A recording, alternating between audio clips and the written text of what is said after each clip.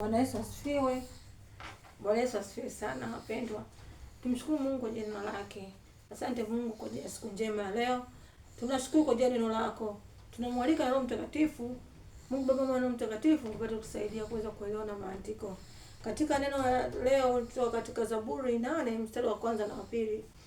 Haleluya wapendwa, haleluya watumishi wa Mungu, haleluya wana wa Mungu. Mungu pamoja nanyi. Kasikiza neno la Mungu na kulielewa. Mungu ana neno nanyi. Anasema hivi, yeye Mungu, yani wewe Mungu, Bwana wetu, jinsi lilivyo tukufu jina lako duniani mote. Wewe umeweka utukufu wako mbinguni, vinywani mwa watoto wachanga na wanyonyao. Umeweka misingi ya nguvu kwa sababu yao wanaoshindana nawe. Uwakomeshe adui na mjilipiza kisasi. Kama Bwana Mungu, yeye Mungu kwanza kabisa, Mungu anaishi mbinguni. Mungu Bwana wetu, jinsi lilivyo tukufu jina lako duniani mote.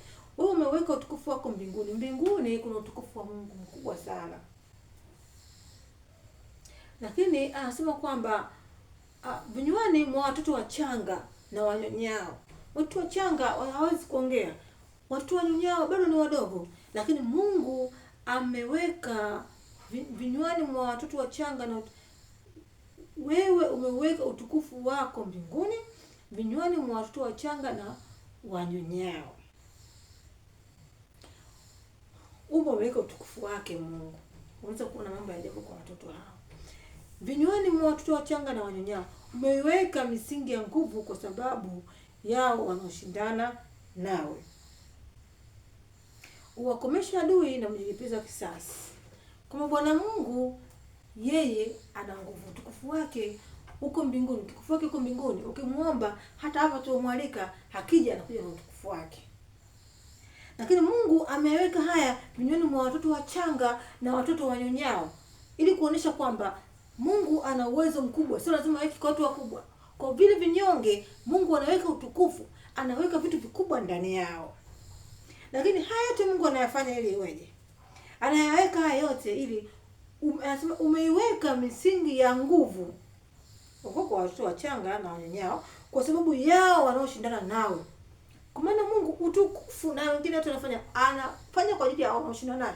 Wanaoshindana naye maana yake ni kwamba wanaoshindana na wewe mtumishi wa Mungu, wanaoshindana na wewe mwana wa Mungu kwa ubatizo na kumwamini Yesu Kristo kwa mwana wa Mungu. Kwamba Yesu Kristo ni mwana wa Mungu. Hii wewe umeokoka.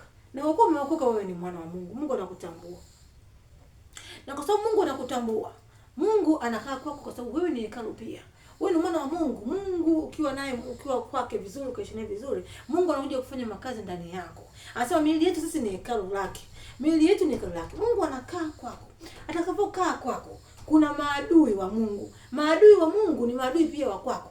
Wewe umekaa vizuri na Mungu. Wale watu wanakuja kupambana na wewe, wao ni adui wa Mungu. Wao wanakuja kuchokoza wewe, wewe ni adui wa Mungu. Hata kama hakuna watu, basi ibilisi tu akaamua tu kwa harakati zake kuja kutaka kukuangusha, kuja kutaka kukuletea magonjwa, kuja kutaka kudidimiza chini, kuja kutaka kukuletea shida kwenye ndoa yako, kuja kutaka kukuletea shida kwa watoto wako. Watoto wako wao walevi, wao wanafanya vitu vibaya. Mungu anasema atakuja kujilipizia kisasi. Anasema vinywani mwa watoto wachanga na wanyonyao umeweka misingi ya nguvu, nguvu za Mungu kwa sababu yao wanaoshindana nawe. Umewakomesha adui na mjilipiza kisasi. Kwa maana Mungu anawakomesha maadui. Maadui wa Mungu, maadui wako ni maadui wa Mungu. Maadui wa Mungu ni maadui wako. Kwa maana wewe umeunganishwa na Mungu. Kwa maana kwamba wewe umekuwa kitu kimoja na Mungu. Ndio maana Mungu anaweza kufanya hekalu la wewe kwa hekalu lake.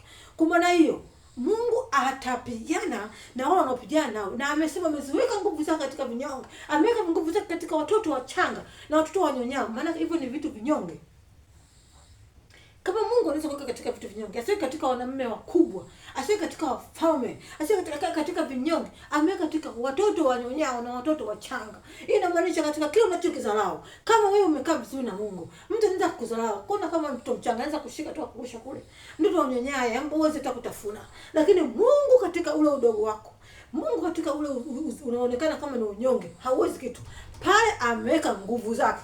Nguvu za Mungu ni kubwa. Mungu ameweza kuumba mbingu na nchi. katengeneza, katofautisha mbingu na ardhi. Hapa kati kawacha pako wazi, lakini bado mbingu iko juu. Mungu ana nguvu sana, lakini nguvu zake kaenda kuweka kwa watoto wachanga na wanyonyao. Hii inamaanisha kwamba kwa wewe na wadogo wako unaojiona kwamba katika hili tatizo kwamba uliwezi, ni sawa sawa na kwamba unaweza kupelekwa tu na upepo wote. Mtoto mchanga au nyonyaye hana nguvu, hawezi chochote, bila kunyanyuliwa hatoki. Hii inamaanisha kwamba Mungu ndiye atakaye kunyanyua, Mungu ndiye atakaye kulisha, Mungu ndiye atakaye kutunza. Katika mwaka wa 2026 mtegemee Mungu. Mungu ameziweka nguvu zake katika hivyo vinyonge. Mungu ameziweka nguvu zake kwako ili kwamba wewe uweze kuona nguvu zake, na wale watu wote maadui Mungu anajilipiza kisasi. Kisasi cha Mungu kinakuja juu ya maadui zako. Kisasi cha Mungu kinakuja juu ya maadui zako. Mwanadamu, mtegemee Mungu, kwa kuwa Mungu ameamua kutuweka nguvu zake katika kinyonge, wanyonyao na wachanga, watoto wachanga kiroho, watoto wachanga hata kama moyo umekomaa kiroho, lakini Mungu kwake anakuchukulia kama kichanga, anakuweka kwamba ni mfano wa kinyonge. Pona kabisa ugonjwa hauwezekani kabisa. Hili tatizo limeshindikana, lakini Mungu anasema hivi, Mungu anajilipiza kisasi. Maana ugonjwa ni vita, shida ya pesa ni vita, shida ya kawaida ni vita, shida ya kuletea maneno ya umbea na kufanya usengenyaji ni shida, ni vita. Mungu anajilipiza kisasi. Tumwalike Mungu akapata kuleta nguvu zake kwa sisi vinyonge, sisi wachanga na tunyonyao. Mtakatifu, mtakatifu, niko ambaye uko Mungu wa mbinguni Bwana. Tunakualika mahali hapa, mimi pamoja na mwanangu ambaye Mungu, tunakualika mahali hapa sisi wote na wanaonisikiliza, ili kwamba Jehova wewe uweze kulipa kisasi kwa watoto wako. Ulipize kisasi kwa kujilipizie kisasi. Sawa na neno lako linavyosema katika Zaburi 8 mstari wa 2b, kwamba kwa sababu yao wanaoishindana nawe uwakomeshe adui na mjilipizie kisasi. Huu mwaka alipiza kisasi. Sema sisi vita vyetu si juu ya damu. Sisi vita vyetu si juu ya damu na nyama. Hatupigani ngumi. Sisi tunapigana na falme na mamlaka na nguvu za giza. Ndio maana umesema kwamba umetupa amri ya kukanyaga nyoka na nge. Kwa amri ile na mamlaka ile, na kanyaga nge na nyoka katika maisha ya anayenisikiliza. Ninakanyaga nge na nyoka katika maisha yangu na familia yangu. Ninakanyaga nge na nyoka kila nguvu za adui. Mungu jilipize kisasi. Tena una nguvu sana. Unakanyaga sio nge na nyoka tu. Kwa nguvu zako unasambaratisha hata mandege ya kichawi. Kila mifumo ya kichawi ambayo inaenda kwa watu wako unasambaratisha.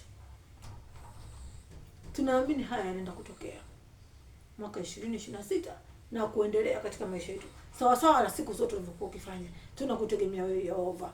Asante Mungu kwa unaweza na unatosha, na neno lako ni kweli na hakika. Katika jina la Yesu Kristo tunaomba haya na kushukuru. Amen.